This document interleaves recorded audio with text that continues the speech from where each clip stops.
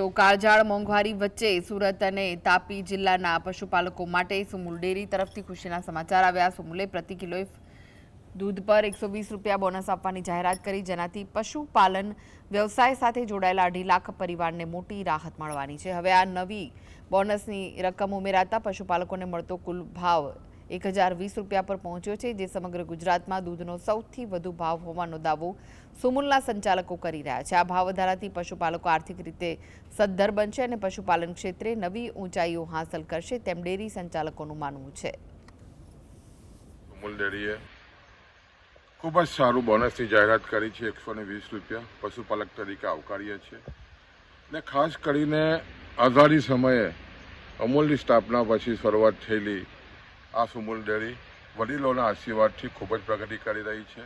આ વર્ષે જે રીતે બોનસ જાહેર થયું છે, પ્રથમ હરોળનું ગુજરાતમાં પ્રથમ હરોળનું બોનસ જાહેર થયું છે અને લગભગ કિલો ફેટે 1000 રૂપિયાથી પણ વધારે જ્યારે આ ડેરી ચૂકવવા જઈ રહી છે।